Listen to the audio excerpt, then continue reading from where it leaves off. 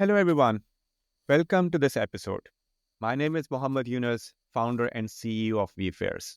And today, we're diving into a topic that every event organizer strives to master: crafting the perfect attendee journey from sign up to show up, from having attendees registered to actually having them attend your event. To guide us through this essential discussion, I'm delighted to be joined by Leanne Welke. Leanne is an accomplished entrepreneur and a registration nerd with over 15 years of intensive experience in event registration and technology.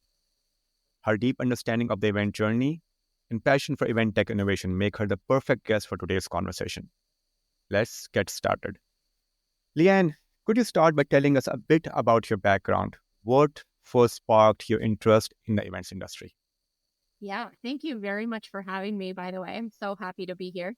Yeah, my career journey, I guess, started in college. Actually, before that, both of my parents were in insurance. And forever, I thought that was the only career path that existed because both of them did that. And then somewhere in college, I learned that event planning and events was a career that people could do. And I literally had no idea before that. And so I kind of set out on a journey to make my way into the event industry. I was a psychology major, so I do not have a background exactly in it. But my senior year of college, actually, I had to do an internship for my psychology degree. And I ended up actually turning a part-time job with a wedding planner into my internship. And I ended up getting credit for that. Right. And yeah, it worked out really great. Everyone was talking about their time in a psychology unit somewhere, and I was like, I worked a wedding this weekend, uh, which is great. And then after college, I basically was on the hunt for any job within the industry. And so all of my job hunting, keywords, searching, everything had events in it. Didn't matter really where I went. I tried to apply to florists. I tried to apply to basically anything where the word event was connected. And I ended up at a meeting planning company where I feel very blessed that I got to do all the pieces of event planning, of corporate event planning, meeting planning. I got to be on site a ton. I got to do a little bit of planning. I got to be in all the meetings. I got a ton of experience there. And then I always kind of loved the tech side of it, but there wasn't a position for me there in the tech part really. And so from there, I went and I worked at a corporate biotech called Biogen, where I actually got to be this event administrator for our account there. And that's where I really kind of dove into the tech side and started really getting very experienced in the reg part. And then after 2 years there, I started my business because I recognized at that time that planners really needed a lot of help with the tech side. And it's a piece of myself that I love. I grew up taking computers apart on the living room floor with my dad. So I've always been pretty nerdy in that, in that arena. So here I am 9 years later. I've been doing this business for 9 years, really focused on helping planners build reg sites and use their technology and focus on that attendee journey, as I like to call it. Perfect. And one quick clarification question before I dig deeper into a bit on the registration experience. Do you help with only building the reg piece of it, which is the registration form, or do you and your company, are they involved in promoting the event where part of the KPI is to actually get X number of people registered for the event? So just want to differentiate between the two.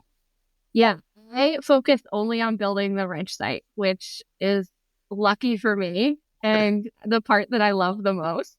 Yeah.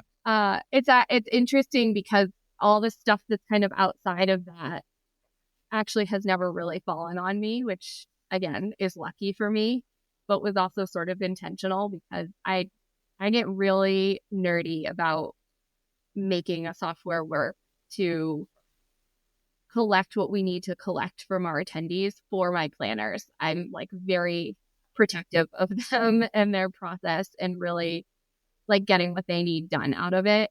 So I am not actually luckily involved in getting their butts in seats beyond building a great website and registration process.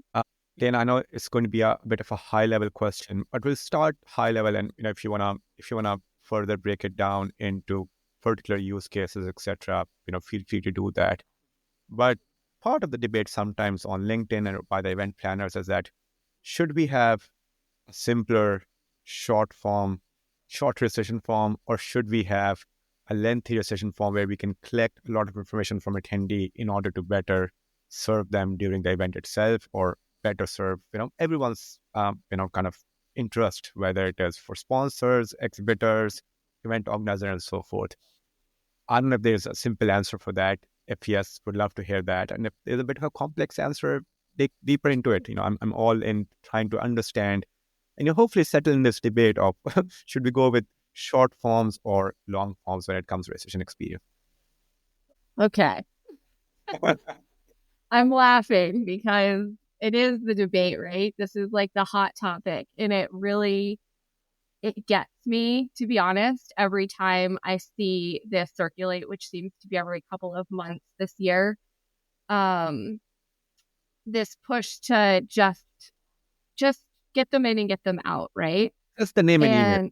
Yeah, all you need is their name and email and you're fine, right? And it kills me every time I see it. One, all of the tech companies have purposely built the software they've built that is not just first, last, and email, right? Like there's functionality and there's technology that's built for a reason, because we actually do need those things or beyond those things. I'm not team ask 100 million questions, but I'm also not team first, last email works all the time. First, last email is great for a webinar or a quick virtual event or maybe a short in-person event. I feel like I would still want a couple more things out of them, though, even if if they're showing up, there's going to be some things we want to get from them. My take on it is really about being intentional and using strategy, being strategic in what you're asking and why you're. If a question has a purpose, then ask the question. Don't feel like the industry says I'm asking too many questions. I can't do this thing because the industry says I can't. And, these thought leaders are saying that the only way to do registration nowadays is first, last email. And I feel really bad because I really need this thing that my boss is really pushing me for. If you need the information, ask the question. Yeah. The other part of that argument is that I repeat all the time is beyond registration, you're never going to get 100% participation again from your attendees. You might get a pretty high percentage of participation on follow-ups, but you're never going to get 100%. So if there are things that you need to know from an attendee to provide for their safety or their comfort, or you need metrics for your bosses or your reporting. I mean, everybody, most people are providing weekly reports to their bosses. We need to know stuff. And if you need that stuff so that you can report year over year or you can have solid data, then you have to ask the question, because you're never going to get 100% participation again past that first touch point. I don't care how much people want to argue with me about it. If you need the information, you need the information. I think that sometimes, and I think that there has been some talk or there's been some actions in the past where people just kind of ask questions, but then they don't ever do anything with it. And in that case, trash those questions. If you're not going to do something with the answers or with the data, you definitely should not be asking the question. If you're going to do something with it, then keep it in there. There was another point I had there, but I lost it. So We'll come to we'll that. come back to it. Yeah. It's then I think it's really about then the experience itself, and we'll come back to the questions. I have some questions on those questions, but you have the registration form fields, you have the payment part if it's a paid event, and then if there are any additional questions, do you put them as part of the registration form, or do you put them after you have captured the initial most important details in the registration form, you have captured the payment, and then you're asking those questions? Now, you're absolutely right. Theoretically speaking, most probably, when someone has paid for the event and they have got their ticket, the next form or the next set of questions, we don't know how many of them would fill it. But are you still in favor of, again, if they are important questions, capture them before the payment? Or do you feel that capturing payment is just such an important factor nowadays, or getting that ticket done or registration done is such an important factor that just as part of the same flow of registration form, you want to push some of those questions after a bit of that initial confirmation? I think I'm going to stand by the fact that I think once that payment has been made, you're going to get people that are going to drop off, right? So, and, any online shopping experience, right? Payment is the last thing that you do. Sure. So aside from those really annoying payment experiences where they're like, but wait, we'll give you this great deal. Do you want to add this other thing, right? Aside from those kinds of experiences, I think we're currently trained that the payment is the end, and that's the end of the process, right? So I don't think that, I think I'm putting myself in the shoes of someone who is registering name, email, payment, and then going to the next step. And I think that if I'm going to stop because of payment, I'm going to stop no matter what point it is because of payment. And the reasons I'm going to stop are, I don't have my card with me. I don't know my number. I have to fill in I have the number saved on my browser, but I have to fill in the code and I don't have the code. Or I didn't know how much it was going to be until I got to the payment screen. Yep. And then I'm kind of questioning, do I really want to pay this much to attend this thing? It's not because I answered 12 questions before I got there.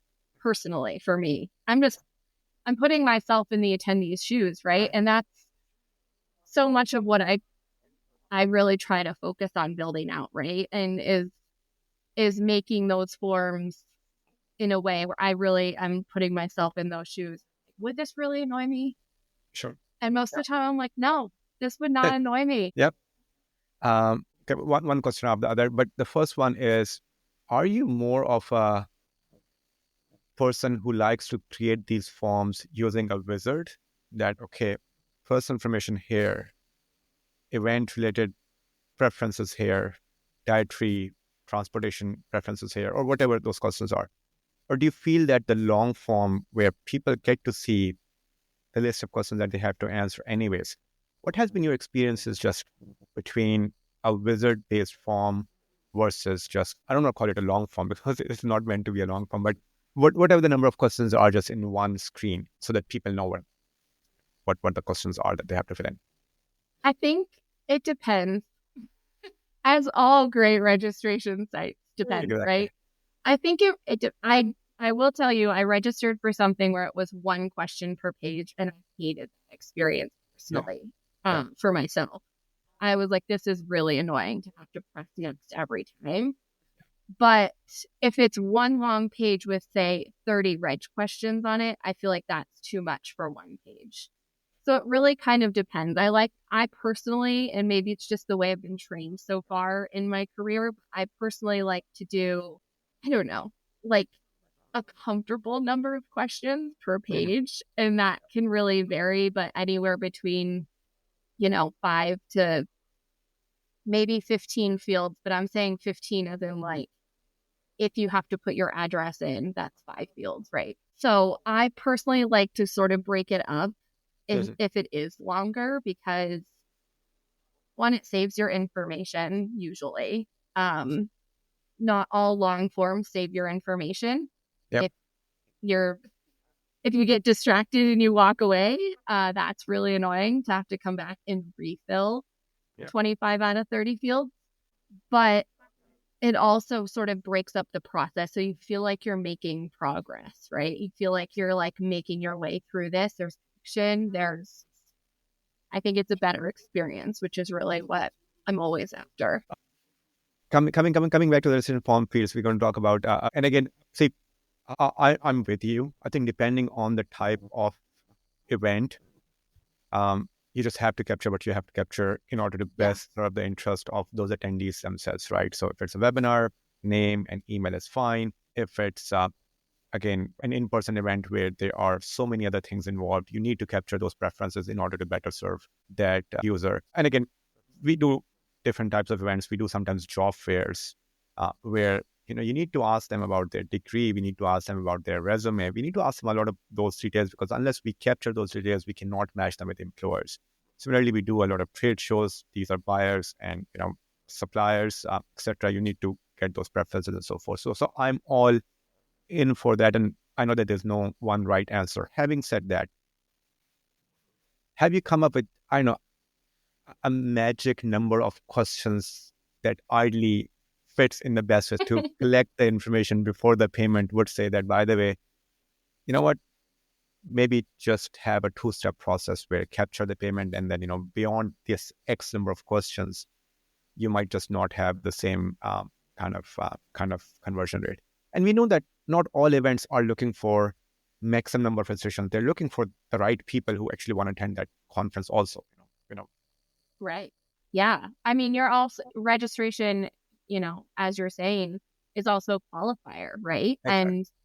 And it is, there is an opportunity to weed out people who aren't the right fit. I think I'm trying to think of actually registrations that I've done myself, and I honestly don't have a problem with a lot of questions in a reg form if they're necessary. The caveat that I was going to say earlier is there has to be, the one thing that drives me crazy when I'm registering is asking questions where there's no way for me to either like opt out of that question or to say this doesn't apply to me. I've seen those. Yeah, I know. You're laughing because you know exactly what I'm talking about, right? Yeah. I remember registering last year for one of those big conferences, and it asked a ton of questions, and I was required to answer every single one, and there was no option to opt out. And as an agency, the vast majority of those questions didn't apply to me. And so as I'm going through these questions, the text is small, the description is long, the options are plentiful. So the page is just going and going and going and going, right? And then there's also no way for me to say, doesn't apply to me. The problem with that, one, is that it's infuriating for me in my brain, because I'm also a reader, like not a book reader. Like I'm a person who reads everything. I'm a rule follower. So I read everything that needs to be read. And that's a lot of reading. And then to have to answer a question. So a lot of times, a lot of conferences you attend is like, what's your annual spend? How many events do you plan a year? What is your technology budget? And I'm like, a lot of those questions don't apply to me and exactly what I do. So I don't mind personally registering for something that has 40 questions, as long as there's a way for me to say, this question does not apply to me. I also, I'm skewing your data when you don't give me an option to get out. And I understand the need to force, and I understand we don't want to give people the option to opt out because then they're just not going to answer the question, right? Yeah. But there are people who really can't answer that question, or it's really not applicable to them. And we need to give them a way to not answer the question. And I think you get better data out of it. I don't really advocate for 40 questions. I'm just saying I survived. There's like a magic number of questions, right? I think I don't advocate for, I think 40 is probably too much. Maybe 25 is like the upward limit. But again, they have to have purpose, right? We want them to have, we don't want to be answering questions just because we're answering questions or because the person is saying this is required. I really, really want people to be thoughtful and strategic and mindful about the things that they're asking and why they're asking it, and actually do stuff with that information. So there are questions that we always have to ask in the session form, but then there are questions that I would say that one should ask, not that you have to ask, but one should ask in general just to be able to better serve them. For example, like, we do our own user conferences. This is the first time we actually ask them question of why you're attending this vFairs user conference. Is it for networking? Is it to get updates about what's coming in vFairs roadmap? Is it about the case studies, customers? And as these customers and prospects who picked up this, part of what we were trying to do was just to let them do a lot more of what they were coming for, as compared to, because otherwise it's almost impossible. That was the main thing. So again, it was a decision that we made, that we will ask this extra question, but on purpose, then we will design the experience for that individual to help them achieve that more. What is that one or two questions that you wish or that you recommend people that they should be asking, just based on your experience, where you have felt that, by the way, asking this question or getting information about this particular data, beyond the typical name, email address, all of the things that we need to know anyways, but just more of a question that typically you feel that people don't often ask and they should be asking in their session form? I mean, that's a really great question. I have a strong opinion about something that people don't ask. I do think I love what you guys did. I love that approach. And I love it as long as you're going to use it, right? I know I sound like a broken record, but I think there is a lot of power in being able to shape your agenda and to shape your experience on site for people by using a question like that. Of course, most sites, I will say, always ask for the dietary. And although, interestingly enough, one of my clients was the National Council of Farmers Cooperatives, and we don't have dietary in farming, which was actually really interesting for me. That was something I learned. It was really kind of fun. And then, accessibility, right? And then also making sure we're implementing.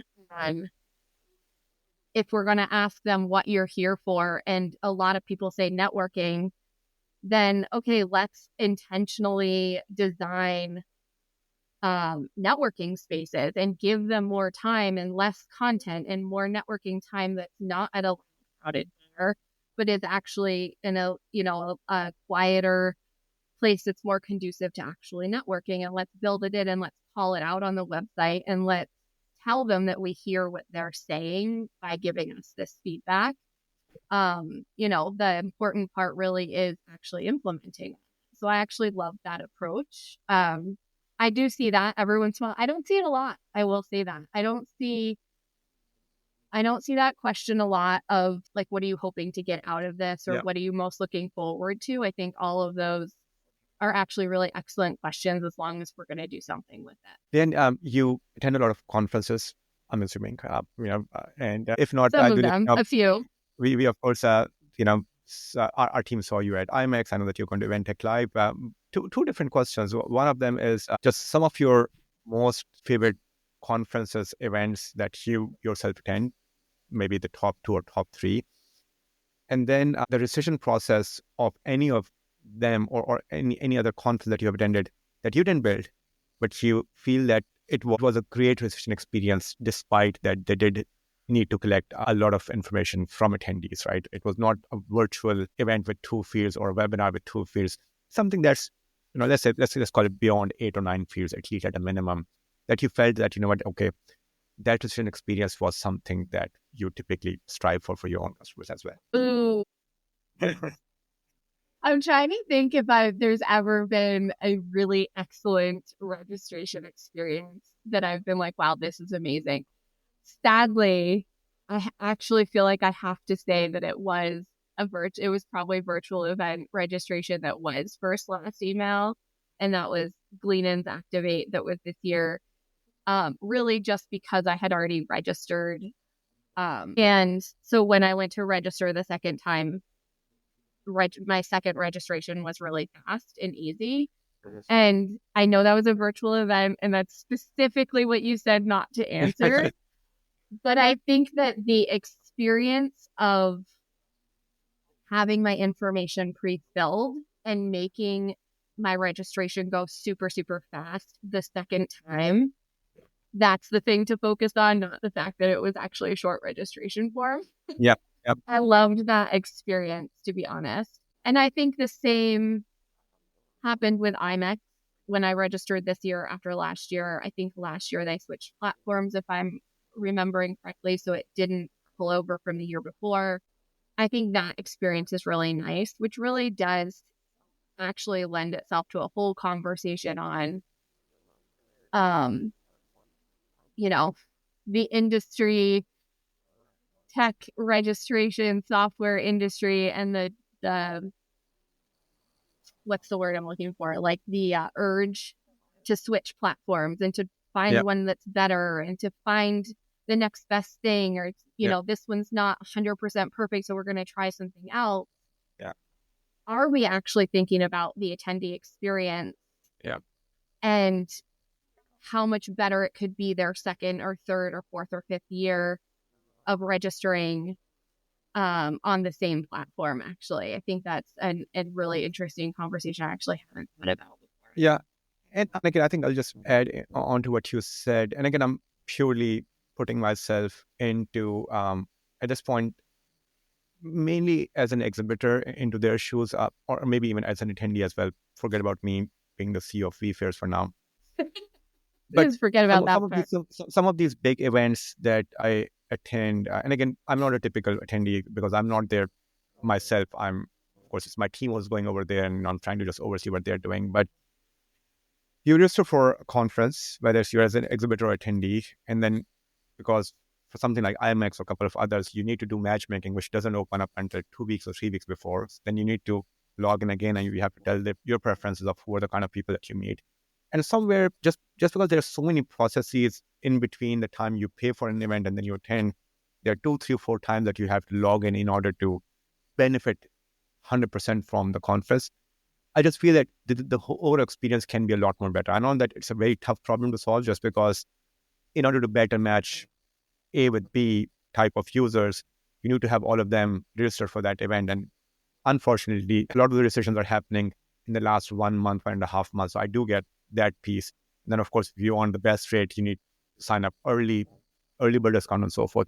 So it's a tough problem to solve, but I do agree that attendee experience in most cases, just as a buyer, it's not an easy one. You need to be able to log in multiple times in order to really get the best out of it. And it's not straightforward. Yeah, I agree. I mean, that's a bit of the other side of the argument that we started the conversation with, of streamlining registration, right? And I remember a lot of months back, but a while ago, it being sort of floated like, do first last email, get them registered, and then like do drip campaigns after to get the rest of the information from them.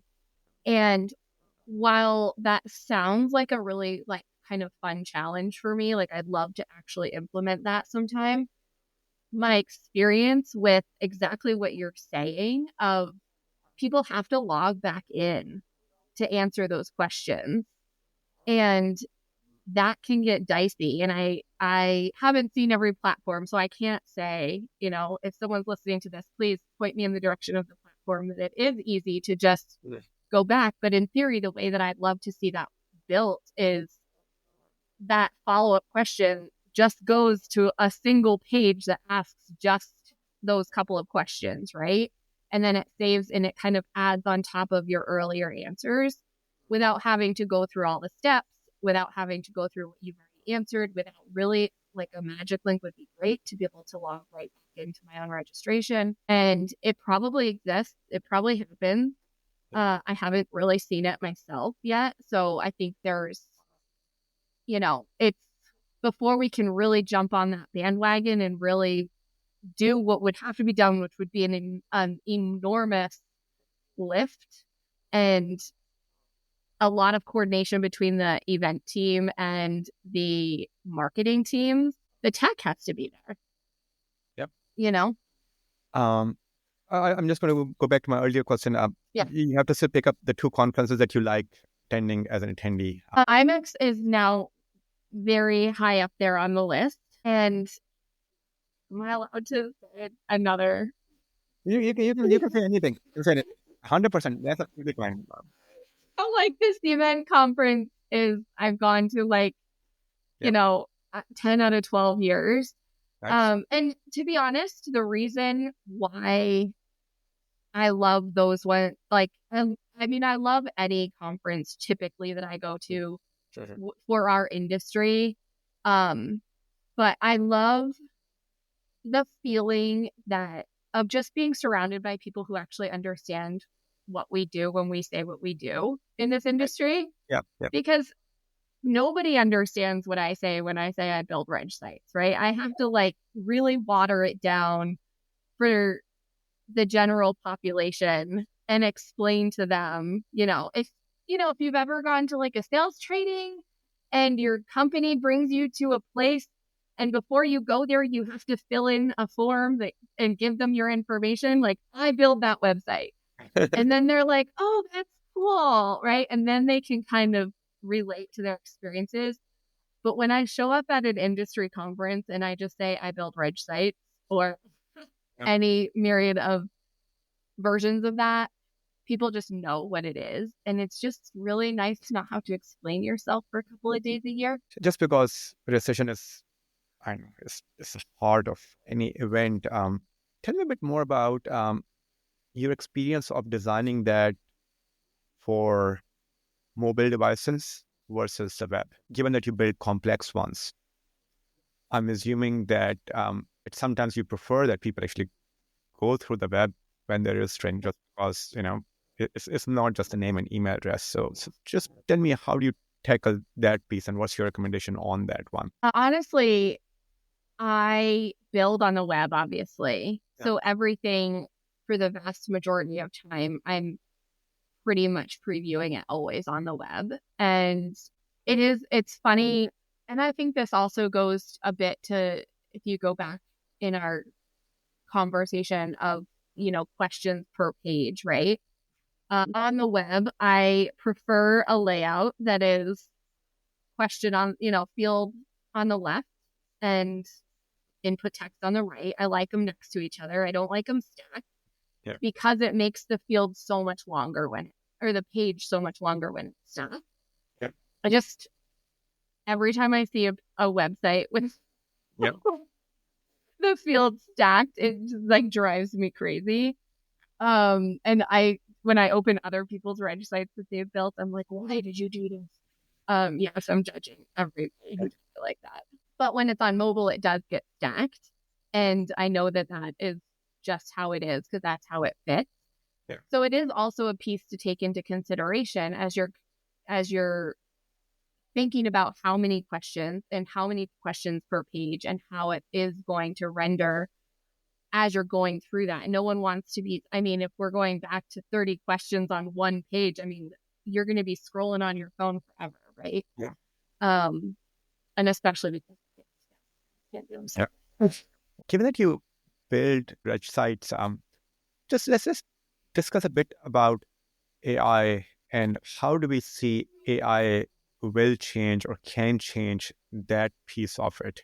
And do you think it's something that AI should look into? Because as I said, you have a company that helps build websites. Just means that it's a complex problem to solve. It's not that anyone can just log in and can quickly build a website, unless it's a, I know, name and email address one. Do you foresee yourself looking for a technology solution where you would say, oh, by the way, I want to build a website. I want it to be a wizard. I want to ask XYZ questions in this and that and that. And at least you get the first draft of that website. Do you see yourself making use of a prompt in order to help you build websites? Or do you think that at least it's not there yet, where something as complex as this one can be done through a prompt? At least for now. I mean, it's not there yet, right? And I absolutely worry about the day that that's going to take over my job. Where what happens to me and where I go from there. I don't think I know we're not there yet. I think that AI has a lot of very helpful use cases in the planning process. And to be honest, I really only use ChatGPT to actually help me format agendas for importing because they have to be formatted correctly. And that is a massive time saver. I am not an expert on AI in any way, shape, or form. I think there's absolutely a lot of opportunity in helping with content and helping potentially understand how a system is built and then maybe talking you through how to do it. The complexities of it right now, the way I build complex reg sites, there is a lot of conversation and back and forth and diving into the event itself, the attendees, the experience, what the agenda is going to look like. And that's very like conversational. It takes a lot sometimes for me to get that out of planners. So I think it would be challenging for planners to go directly into a prompt and say, this is exactly what I need, because a lot of times we don't really know exactly what we need generally in life. So, Yeah. and putting words to it and having to type it or even say it out loud, right? I'm sure there's some AI you can just talk to and tell them, but I don't see it yet for this. Could it get there? Sure. Could you have AI listening to a conversation on the phone, that a person has with a planner? If I'm having the conversation with the planner and an AI listens in and then it takes the notes and like builds the basics. Yep. I mean, that feels very futuristic, but I think there's still an element of my experience in the strategy of our human brains. That hopefully it's a little while before. And again, so I'm all into AI, and again, I do that. I use a lot of tools, and of course, we are a technology company, so we have to make use of AI to You make have to do it. better You as have well. to, or you're going to be way behind, right? Like you have to do it. And my take, and again, it's a very generic take right now, is that there's nothing. So AI can do part of our job much better, and part of the job that we all do, it can do that part, I know, twice better, 10 times more productive, or 20 times more productive. But there's nothing that AI can do for an entire role where it can do the entire role, and can complete it without the human intervention. So I think all of what I typically just say pretty much for every job role is that you just have to see which piece of it, again, in your case, you mentioned is formatting the agenda, etc., where we can make use of AI, because otherwise, what human brings in is just the experience about the customers, about what their audience is. There's so much that a human bring in that, at least as of now, I'm also not aware of anything within AI that can replace a lot of those things just overnight. We just have to do things that AI do better and make use of them and still add value to the rest of the process. Yeah, I mean, things that take a long time are a great spot to use AI, right? And again, like I say agenda because, man, the agendas I get sent for events that have to be input into the system, right? They're never consistent. Yep. Sometimes they're text in an email. Sometimes it's an Excel sheet. Sometimes it's a PDF. Yep. Sometimes it's a Word document. Like, they're never formatted the same. And it literally used to take me hours to sit with my two screens, have the agenda open on one side, type it in Excel on the other side. Yep. And now this is, I think, the other piece of like building registration that is hard. Like, you have to be so specific with what you're asking for, right? And I've had lots of fights with ChatGPT on how to format that agenda, just that one piece of the information, right? Like, the first couple of rounds, I'm like, you're not doing it right. I need you to do better. And it's like, you have to be so specific about what you tell them. So think about how much detail you would have to put in to build out a complex reg site. I think it's just so overwhelming. It would be a lot. I can imagine. Just a few quick follow-up questions. The first one just is, we discussed agenda right now. And I see sometimes people are asking, conference organizers, event organizers are asking questions related to the agenda as part of the reg form. And it is about, again, sometimes you have to buy a particular webinar access, you have to buy a certain track access, etc. And sometimes it's trying to have them reserve a seat for a particular session, just because that session, for example, cannot have more than X people. Let's just say, theoretically speaking, HubSpot inbound conference, we know that not every room that they have over there can accommodate all the people that are at HubSpot inbound. Just tell me a bit more about your experience with that. At what point, like, what's your best practice of when the agenda and the sessions should be part of the session flow and when it shouldn't be? Because some of these things, it looks like, makes a lot more sense post registration, because that's when you have to book the seats for that particular session. Yeah, oddly enough, agenda building is the thing that I say. I think, to be honest, I don't actually see, none of my clients are building session registration into registration. That's not a thing that I've been doing for a really long time. Sure. I think sometimes there is that question, sort of what you're asking, or where you said, what are you looking forward to? I see some people who do they'll ask a question that's sort of like general agenda topics. Yeah. And to gauge interest.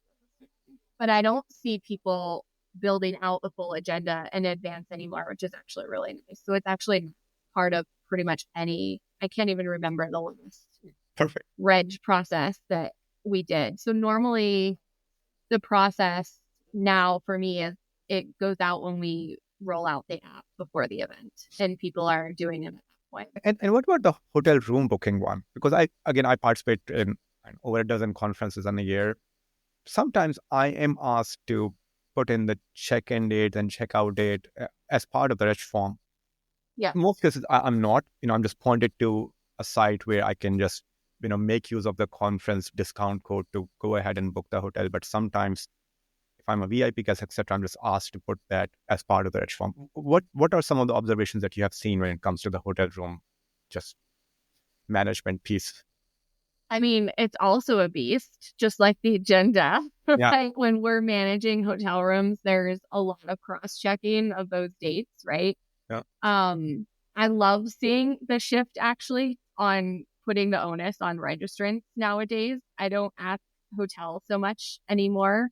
Sure. And maybe that's just a shift in my clientele from back when I was at corporate over to what we're doing now. But I mean, often asking check-in and check-out date is because the planning team is booking your hotel for you, which is like, thank you for doing that for me, because that's a pain in the butt.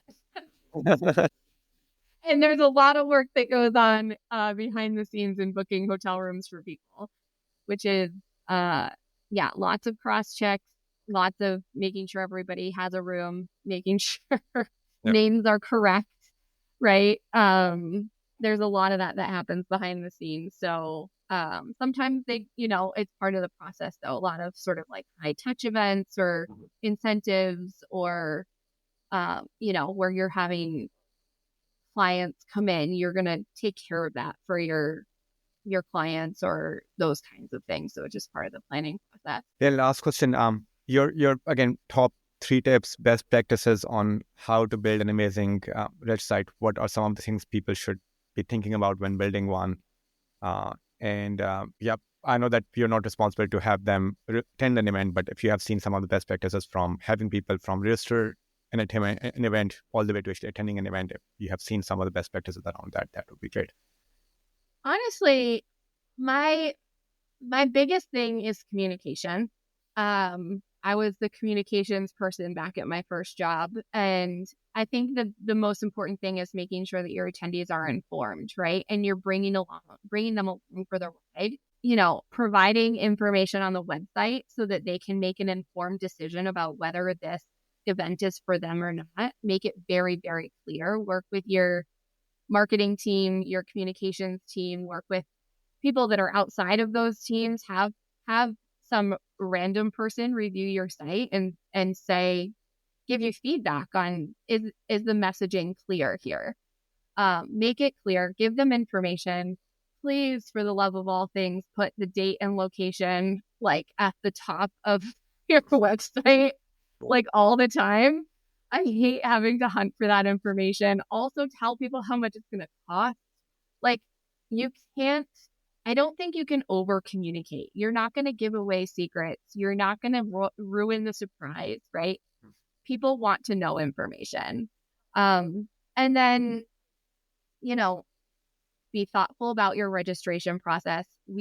Registration does not get the love and the accolades it deserves for its part of the event. It is so incredibly crucial. It is not something to just skip over.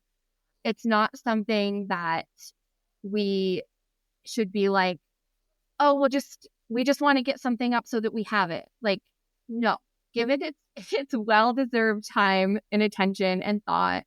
Get the feedback you need from your stakeholders. Be thoughtful and intentional and strategic about what you're asking people in that process. And then post-registration, I think it goes back to communicating. Bring your attendees along for the ride. Make it exciting for them. Like, make sure that their excitement stays high of why they registered for this event. I'm a big fan of our social sharing friends platforms, Leanne and Snowball, and the others where you can share it out publicly, right? I think I am a person that suffers from FOMO. And so when I see that there's a large cohort of my friends that are going to be somewhere, I need to be there too.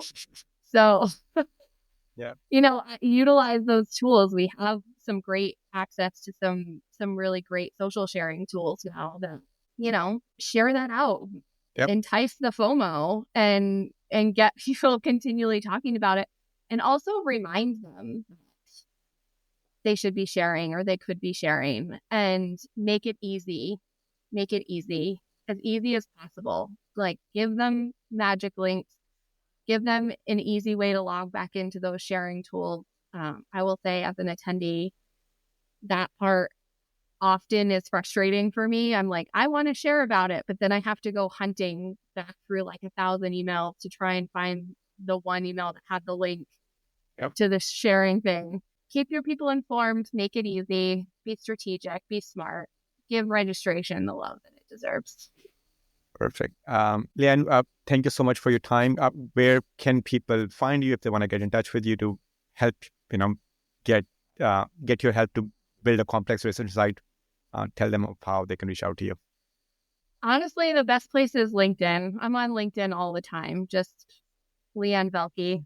Just come find me over there. I'm readily available. Or leannevelke.com, but come to LinkedIn. It's more fun. Thank you so much, Leanne, for your time. It was great chatting with you.